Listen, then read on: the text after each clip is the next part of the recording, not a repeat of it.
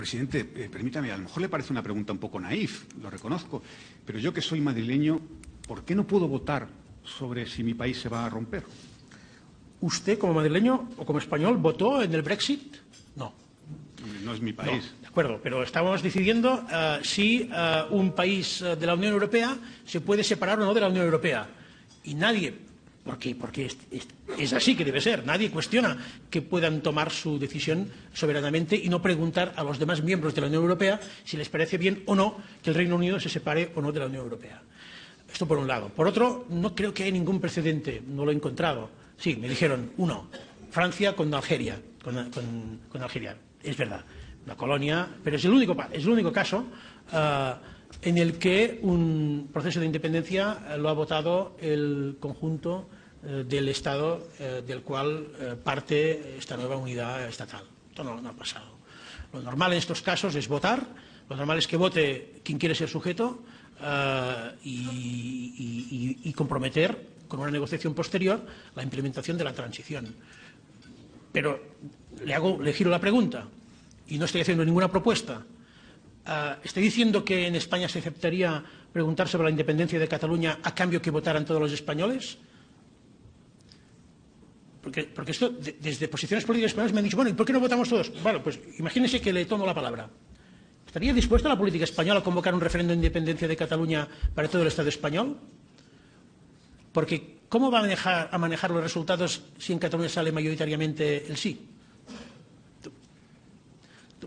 No es... Pero, presidente, yo también le puedo devolver la pregunta y decirle si en el referéndum de independencia en Barcelona sale que no, por ejemplo. Pues igual como lo que ha pasado en Escocia, que ha salido el no al Brexit y, sin embargo, la decisión del Reino Unido es salir. Barcelona no es una nación. Barcelona no es una nación. Lo es la Vall d'Aran. Lo es el Valle de Arán. Y el Valle de Arán, en la ley que aprobamos en el Parlamento de Cataluña el año pasado, le reconocimos el derecho a la autodeterminación. La Valle de Arán es una nación, parte de la nación occitana, con lengua oficial en Cataluña, que es el occitano, y, por tanto, con identidad nacional. Y tiene derecho. Me hace la pregunta, claro que sí, pero lo que es el pueblo catalán, sobre el que no hay ninguna duda de cuál es su composición, van a producirse opiniones muy diversas. Y se va a implementar la decisión de la mayoría. Y si la mayoría dice no a la independencia, esta va a ser la decisión. No va a ser otra, va a ser esta. También ha dicho usted que ese referéndum será con todas las garantías. ¿Qué garantías? Se lo digo porque, obviamente, presidente, no nos podemos engañar, el Estado no va a autorizar ese referéndum. Bueno, las garantías será el resultado. Si el resultado es el que he descrito, una participación incontestable, un resultado claro, estas son las garantías.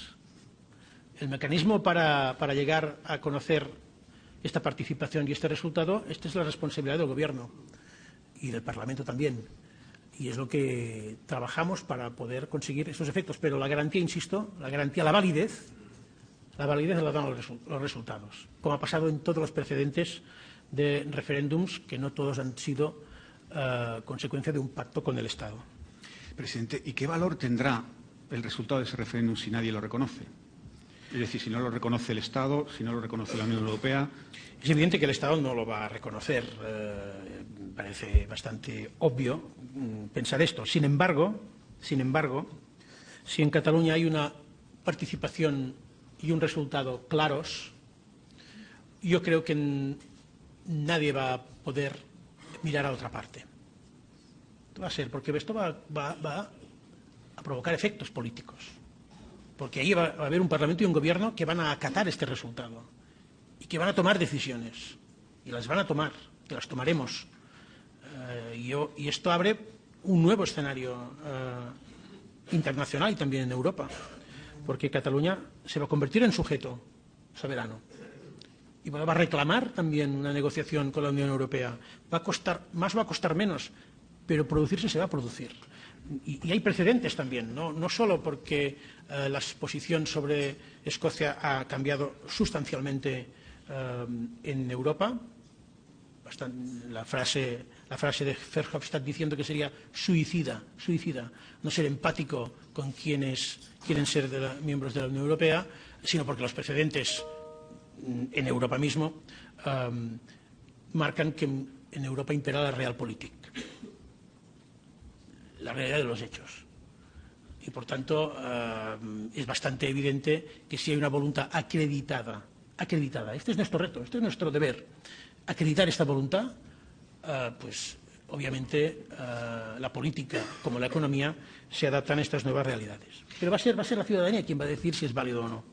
Lo que pasa, presidente, usted habla muchas veces del ejemplo de Escocia, pero Escocia estuvo pactado. Yo me va a permitir que le recuerde la posición oficial de la Comisión Europea, que no ha cambiado. Usted lo sabe perfectamente, por supuesto, pero bueno, lo leo literal. Si una parte de un Estado miembro deja de ser parte de ese Estado porque se convierte en Estado independiente, los tratados ya no se aplicarán. ¿Hay un dictamen de la Comisión Europea sobre esto? No existe. El dictamen no está hecho. Y no está hecho y lo podría pedir el Estado. Lo podría pedir. La Comisión, los portavoces que dicen eso, que son portavoces, también dicen al mismo tiempo que quede claro que la Comisión Europea aún no tiene ninguna posición oficial al respecto. Tanto, y es fácil saberla, que lo pida un Estado, que haga un dictamen en la Comisión Europea, ¿qué pasaría en esas circunstancias? Pero este dictamen de la Comisión Europea aún no está tomado y, por tanto, son opiniones. Interpretaciones también las hay en sentido contrario. Le acabo de señalar lo que dice el presidente de los liberales europeos, que por cierto es el grupo donde está Ciudadanos, cuál es la opinión de una Escocia que su pertenencia o no a la Unión Europea no venía derivada del acuerdo o no con el Reino Unido para celebrar el referéndum. Fíjese que cuando había acuerdo no había una posición clara sobre si pertenecería de forma automática o no a la Unión Europea. Eso estaba ahí, se tenía que discutir. Toda la situación es la misma.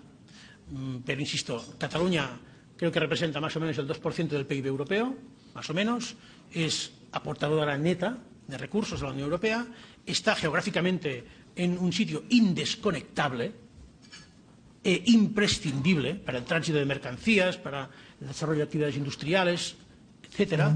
Por tanto, me costaría mucho esfuerzo admitir que la Unión Europea se está esforzando en retener Reino Unido o a seducir países de la antigua Yugoslavia o países del este que no cumplen ni la mitad de lo que ya está cumpliendo Cataluña y viera con absoluta indolencia e indiferencia la posibilidad de que Cataluña no sea miembro de la Unión Europea. Me costaría mucho. En todo caso, en Europa que piense así, creo que tiene un grave problema. Bueno, presidente, vamos terminando, pero sí quería un par de últimas cosas. En el caso de que este referéndum, que ustedes insisten en que se celebrará en septiembre, no tenga virtualidad o no sea reconocido, ¿qué ocurrirá? ¿Cuál será el siguiente paso? Pero si los ciudadanos catalanes no reconocen el referéndum, porque no lo validan con su participación y con su respuesta, es obvio que no estamos legitimados para proclamar ninguna independencia. Es obvio. Bastante claro. Y, por tanto, habrá que gestionar la realidad actual, el status quo actual, que, a mi parecer, es desastroso para Cataluña. Pero si la voluntad de los catalanes es esta, que nadie tenga ninguna duda, nosotros no vamos a subvertir el deseo de los catalanes. Esto es un compromiso de radicalidad democrática que nunca vamos a olvidar ni a desobedecer. Presidente, por terminar, pero si llegamos a septiembre del año que viene, la Generalitat insiste en el referéndum y el Estado no lo autoriza, que yo me temo que es lo que va a ocurrir, ¿usted es consciente de que existe un recurso, que es la suspensión de la autonomía? Bueno, es un recurso difícil, claro, pero exactamente la suspensión, creo que el artículo 155 no habla exactamente de suspender la autonomía, se podría derivar de ahí la suspensión. Pero es un recurso políticamente arriesgado también por el Estado, porque creo que requiere un debate en las Cortes o en el Senado. Un debate, por tanto, que imagino que no va a tener solo interés en los medios nacionales. Creo que va a tener un interés bastante más allá de lo que es España, e incluso de Europa, en la que también vamos a poder exponer argumentos. Por tanto, va a ser un foco de una gran envergadura sobre lo que está pasando en España, que es un conflicto democrático en el que el Estado evidenciaría de forma manifiesta ante todo el mundo su incapacidad de resolver políticamente la situación. Yo creo que esto no va a pasar. Además, creo que debemos trabajar para que no pase, por el bien de todos, también de España. Yo creo que ha sido un error en la política española situar en este callejón sin salida, porque ¿cuál es el paso siguiente? ¿Cuál es el paso siguiente? ¿Cómo van a conseguir que estos 2 millones no se conviertan en 2,5 o luego en 3? Por ese camino van directo ahí. Llegará un momento que por desborde las cosas van a pasar. Entonces, no es inteligente. Ahora, ¿tiene otros mecanismos que no sean el 155? Es obvio, también los tiene. ¿Cuáles son esos mecanismos?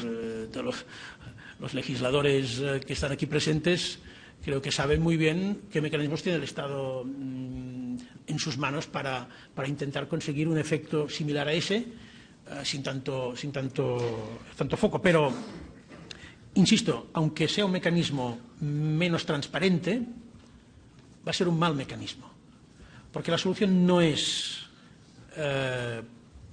cuestionar, laminar o congelar el autogobierno o suspender el autogobierno, sino justamente es otra. Y esto no va a callar la demanda catalana, no la va a acabar. Al contrario, probablemente, cuanto más gasolina se echa a un fuego, más grande se hace el fuego. Esos mecanismos alternativos, ya terminamos, de verdad, son, por ejemplo, eliminar algunas competencias, como por ejemplo la policía.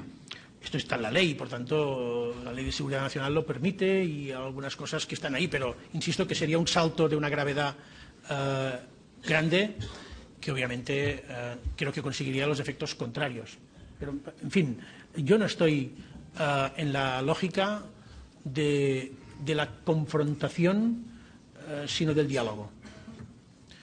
Y estamos ahí. Yo, el día 10 de enero, en mi discurso, hice una apelación explícita al diálogo. En la intervención que hice en Madrid el 27 de mayo, hice una apelación estricta al diálogo. Lo hago hoy. Lo hemos hecho en el Parlamento. Lo vamos a hacer en los próximos días. La semana que viene voy a París. Voy a hacerlo también en París.